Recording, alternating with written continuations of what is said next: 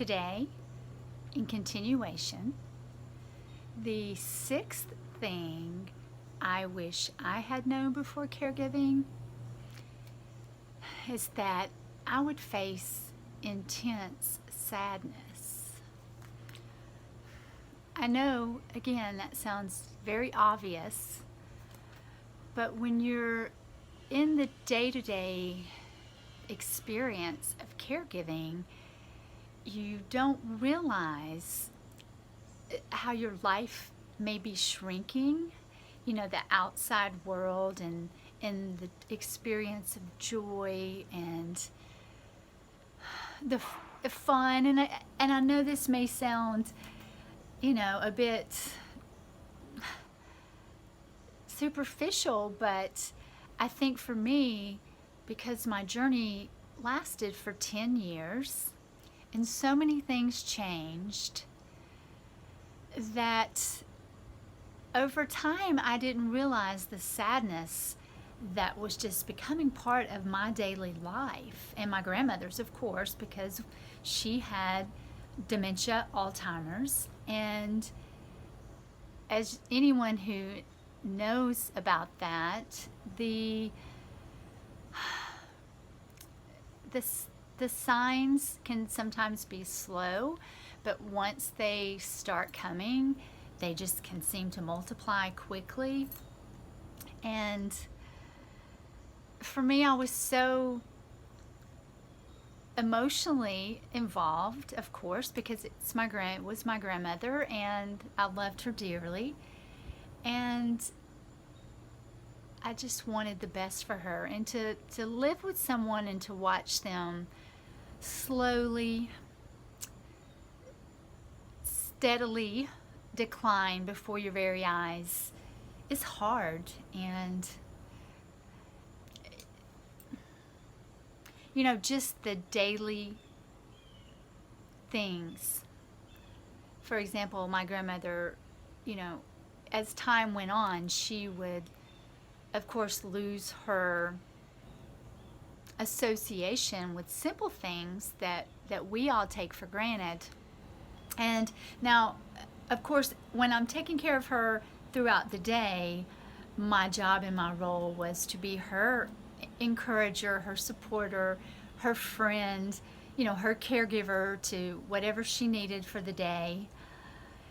But at the end of the day, when she would go to sleep and I was left to my time, I just became engulfed in sadness, towards the end of our experience, because, as I said, her symptoms were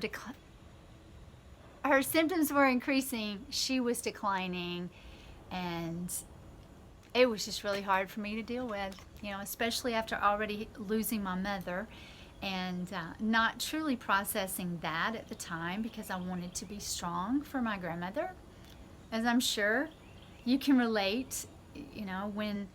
When you're in this role, we all have different experiences. This is not a one-size-fits-all by any means, but I know for me, I wanted to be superwoman for my grandmother, and I was able to do that for quite some time.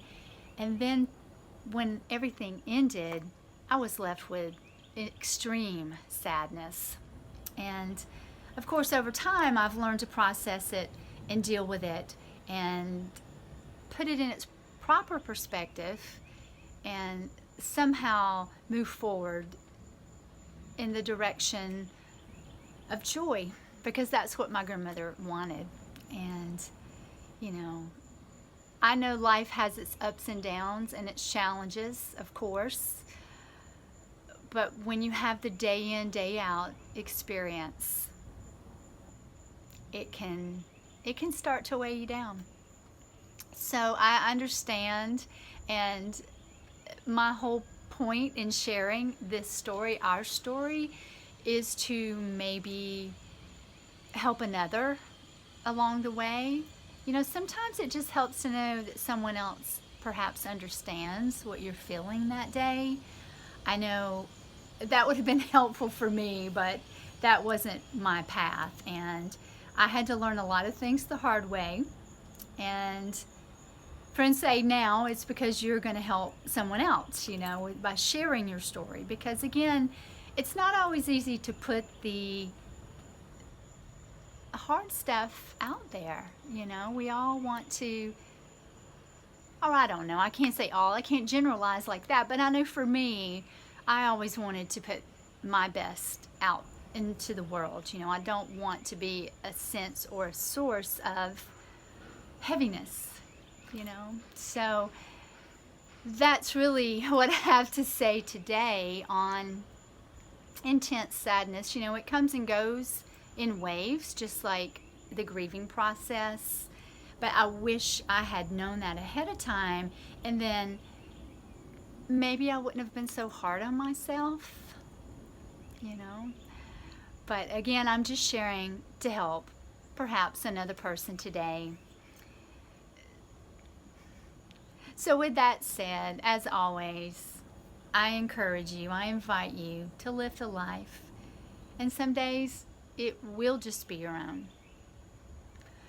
But also, guys, keep in mind, as a caregiver, you are lifting life with love. So stay strong. And until next time,